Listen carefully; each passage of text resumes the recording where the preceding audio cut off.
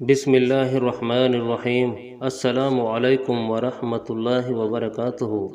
نبی کریم صلی اللہ علیہ وسلم کی چند چھوٹی احادیث مبارکہ آپ کی خدمت میں پیش ہیں۔ دعا ہے کہ اللہ تعالیٰ مجھے اور آپ کو ان احادیث پر عمل کرنے کی توفیق عطا فرمائے۔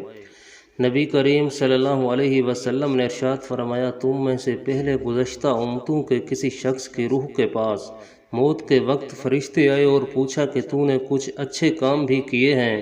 روح نے جواب دیا کہ میں اپنے نوکروں سے کہا کرتا تھا کہ وہ مالدار لوگوں کو جو ان کے مقروض ہوں مہلت دے دیا کریں اور ان پر سختی نہ کریں اور محتاجوں کو معاف کر دیا کریں۔ راوی نے بیان کیا کہ نبی کریم صلی اللہ علیہ وسلم نے فرمایا، پھر فرشتوں نے بھی اس سے درگزر کیا اور سختی نہیں کی۔ ملک الموت آدمی کی شکل میں حضرت موسیٰ علیہ السلام کے پاس بھیجے گئے۔ وہ جب آئے تو موسیٰ علیہ السلام نے نہ پہچان کر انہیں زور کا تماچا مارا اور ان کی آنکھ پھوڑ دی۔ وہ واپس اپنے رب کے حضور پہنچے اور عرض کیا کہ یا اللہ، تو نے مجھے ایسے بندے کی طرف بھیجا جو مرنا نہیں چاہتا۔ اللہ تعالیٰ نے ان کی آنکھ پہلے کی طرح کر دی اور فرمایا کہ دوبارہ جا اور ان سے کہے، آپ اپنا ہاتھ ایک بیل کی پیٹھ پر رکھیے اور پیٹھ کے جتنے بال آپ کے ہاتھ تلے آ جائیں گے ان کے ہر بال کے بدلے 1 سال کی زندگی دی جاتی ہے۔ حضرت موسیٰ علیہ السلام تک جب اللہ تعالیٰ کا یہ پیغام پہنچا تو آپ نے کہا، اے اللہ، پھر کیا ہوگا؟ اللہ تعالیٰ نے فرمایا کہ پھر بھی موت آنی ہے۔ موسیٰ علیہ السلام بولے، تو ابھی کیوں نہ آ جائے؟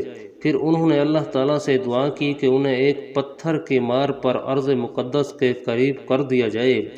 حضرت ابو ہریرہ رضی اللہ تعالیٰ عنہ نے بیان کیا کہ نبی کریم صلی اللہ علیہ وسلم نے فرمایا، اگر میں وہاں ہوتا تو تمہیں ان کی قبر دکھاتا کہ لال ٹیلے کے پاس راستے کے قریب ہے۔ حضرت ابو ہریرہ رضی اللہ تعالیٰ عنہ فرماتے ہیں، مجھے میرے جانی دوست نبی کریم صلی اللہ علیہ وسلم نے 3 چیزوں کی وصیت کی ہے کہ موت سے پہلے ان کو نہ چھوڑوں۔ ہر مہینہ میں 3 روزے، چاشت کی نماز اور وتر پڑھ کر سونا۔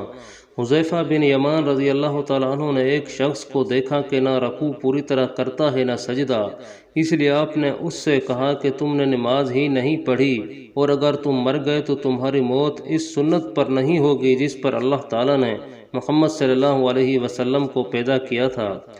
حضرت عائشہ رضی اللہ تعالیٰ عنہ فرماتی ہیں کہ رسول اللہ صلی اللہ علیہ وسلم نماز میں یہ دعا پڑھتے تھے، اے اللہ، میں قبر کے عذاب سے تیری پناہ چاہتا ہوں اور مسیح دجال کے فتنہ و آزمائش سے تیری پناہ چاہتا ہوں اور زندگی اور موت کے فتنے سے تیری پناہ چاہتا ہوں، اور اے اللہ، میں گناہ اور قرض یا گناہوں کے بوجھ سے تیری پناہ چاہتا ہوں۔ کسی کہنے والے نے آپ سے کہا، آپ قرض سے کس قدر زیادہ پناہ طلب کرتے ہیں؟ آپ نے فرمایا، جب کوئی آدمی مقروض ہو جاتا ہے پھر بات کرتا ہے تو جھوٹ بولتا ہے اور وعدہ کرتا ہے تو وعدہ خلافی کرتا ہے۔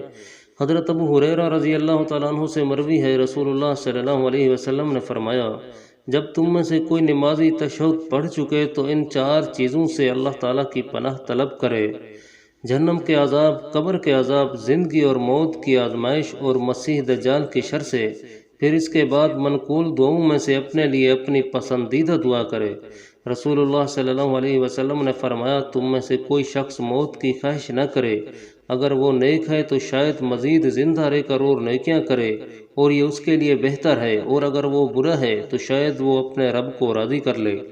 حضرت بریدہ رضی اللہ تعالیٰ عنہ سے روایت ہے، رسول اللہ صلی اللہ علیہ وسلم نے ارشاد فرمایا، مومن کی موت پیشانی کے پسینے کے ساتھ ہوتی